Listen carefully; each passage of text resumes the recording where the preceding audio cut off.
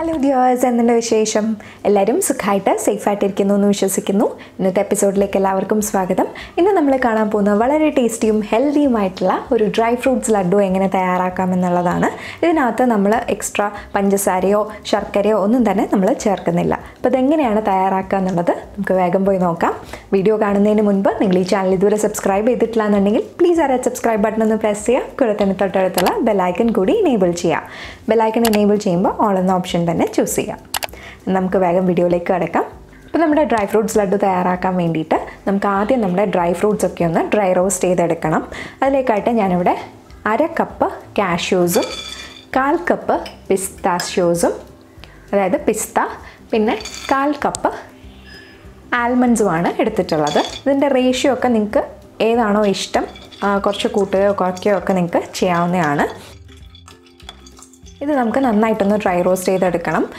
ഞാനിതിപ്പോൾ എല്ലാം ഒരുമിച്ചാണ് ഡ്രൈ റോസ്റ്റ് ചെയ്യുന്നത്. നിങ്ങൾ ആദ്യമായിട്ടൊക്കെ തയ്യാറാക്കുകയാണെന്നുണ്ടെങ്കിൽ വേണമെങ്കിൽ ഇത് മൂന്നും സെപ്പറേറ്റ് ആയിട്ട് ഓരോ ബാച്ചായിട്ട് നിങ്ങൾക്ക് ഡ്രൈ റോസ്റ്റ് ചെയ്തെടുക്കാം. നന്നായിട്ട് ഈ നട്ട്സൊക്കെ ഒന്ന് ഡ്രൈ റോസ്റ്റ് ആവണം. ഇതിപ്പോൾ അത്യാവശ്യം നന്നായിട്ട് റോസ്റ്റ് ചെയ്ത് കിട്ടിയിട്ടുണ്ട്. ഇത് നമുക്കിനി കുറച്ചൊന്ന് തണുക്കാനായിട്ട് മാറ്റി വെക്കാം.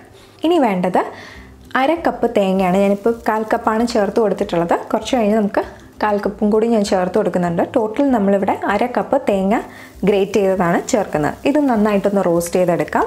ഡ്രൈ റോസ്റ്റ് തന്നെയാണ് ചെയ്യുന്നത്.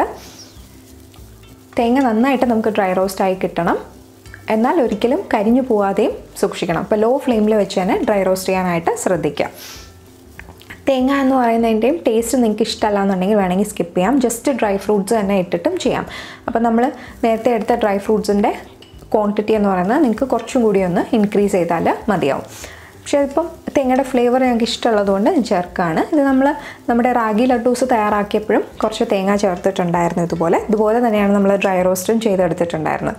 അപ്പോൾ നിങ്ങൾ റാഗി ലഡ്ഡൂവിൻ്റെ വീഡിയോ ഇതുവരെ കണ്ടിട്ടില്ലെങ്കിൽ ലിങ്ക് ഞാനിവിടെ ഐ ബട്ടണിലും താഴെ ഡിസ്ക്രിപ്ഷൻ ബോക്സിലും കൊടുത്തേക്കാം. താല്പര്യമുണ്ടെങ്കിൽ അതൊന്ന് കണ്ടു നോക്കാം.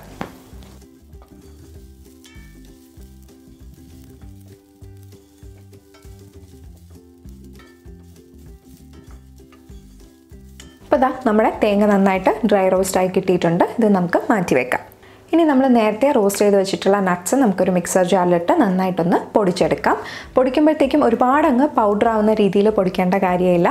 ചെറിയ കഷ്ണങ്ങളുള്ള രീതിയിലൊന്ന് പൾസ് ചെയ്ത് എടുത്താൽ മതിയാവും. ഈ ഒരു രീതിക്കാണ് നമ്മൾ പൊടിച്ചെടുക്കേണ്ടത്. അത് നമുക്കൊരു പാത്രത്തിലേക്ക് മാറ്റാം. അതിലോട്ട് നമ്മൾ നേരത്തെ റോസ്റ്റ് ചെയ്ത് വെച്ചിരിക്കുന്ന തേങ്ങയും കൂടി നമുക്ക് ചേർത്ത് കൊടുക്കാം. എന്നിട്ട് അത് നന്നായിട്ടൊന്ന് മിക്സ് ചെയ്യാം.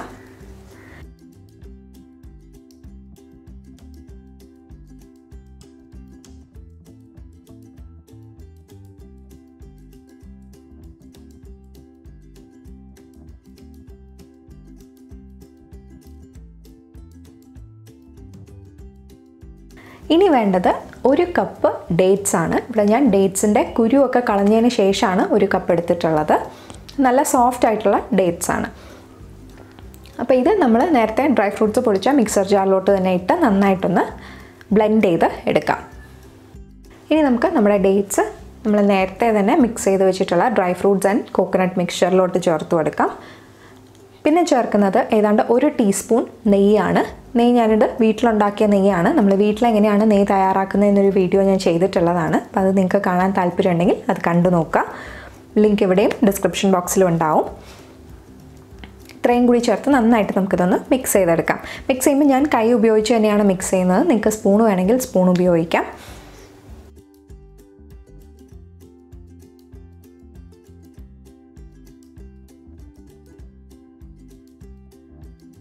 ഇതിപ്പോൾ അത്യാവശ്യം നന്നായിട്ട് മിക്സായി കിട്ടിയിട്ടുണ്ട്.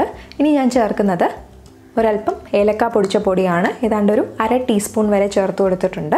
ഇത് ഫ്ലേവറിന് വേണ്ടിയിട്ടാണ്. ആ ഫ്ലേവർ നിങ്ങൾക്ക് ഇഷ്ടമല്ല എന്നുണ്ടെങ്കിൽ അത് സ്കിപ്പ് ചെയ്യാവുന്നതാണ്. അപ്പം അതും കൂടി ചേർത്ത് നമുക്കൊന്നുകൂടി ഒന്ന് മിക്സ് ചെയ്തെടുക്കാം.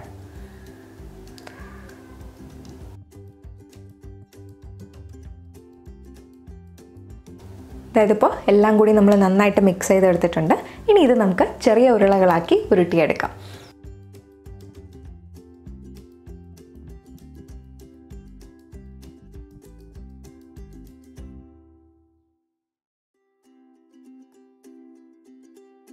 അങ്ങനെ നമ്മുടെ ഡ്രൈ ഫ്രൂട്ട്സ് ലഡു തയ്യാറായിട്ടുണ്ട്. വളരെ ടേസ്റ്റിയാണ്, അതുപോലെ തന്നെ ഹെൽത്തിയും ന്യൂട്രീഷ്യസുമാണ്. ഡ്രൈ ഫ്രൂട്ട്സ് ഒക്കെ ജസ്റ്റ് വെറുതെ കഴിക്കാൻ മടിയുള്ള കുട്ടികൾക്കാണെങ്കിൽ ഇങ്ങനെ കൊടുക്കുന്നത് വളരെ നല്ലതാണ്. ഇതിൻ്റെ ഒരു ലഡു എന്ന് പറയുന്നത് തന്നെ വളരെയധികം ഫില്ലിംഗ് ആയിട്ടുള്ള ഒരു സ്നാക്കാണ്. അപ്പോൾ അതനുസരിച്ച് കൊടുക്കുക. ഇത് കൊടുക്കുന്ന ദിവസം നമ്മൾ ഡ്രൈ ഫ്രൂട്ട്സ് മറ്റൊരു രീതിയിലും കൊടുക്കേണ്ട ആവശ്യം വരുന്നില്ല. അതുപോലെ തന്നെ കുട്ടികളുടെ ഏജ് അനുസരിച്ച് ഇതിൻ്റെ പോർഷൻസ് നിങ്ങൾക്ക് ചെറുതായിട്ടോ വലുതായിട്ടോ ഒക്കെ ഉരുട്ടി നിങ്ങൾക്ക് ഓരോ ലഡ്ഡൂസായിട്ട് വെക്കാവുന്നതാണ്. അപ്പോൾ എല്ലാവർക്കും ഇത് വീഡിയോ ഇഷ്ടപ്പെട്ടു എന്ന് കരുതുന്നു. ഇഷ്ടപ്പെട്ടിട്ടുണ്ടെങ്കിൽ ലൈക്ക് ചെയ്യുക, കമൻറ്റ് ചെയ്യുക, ഷെയർ ചെയ്യുക. അതുപോലെ ചാനൽ ഇതുവരെ സബ്സ്ക്രൈബ് ചെയ്തിട്ടില്ല എന്നുണ്ടെങ്കിൽ സബ്സ്ക്രൈബും കൂടി ചെയ്യുക. മറ്റൊരു വീഡിയോ ആയിട്ട് പെട്ടെന്ന് തന്നെ കാണാം. ബൈ.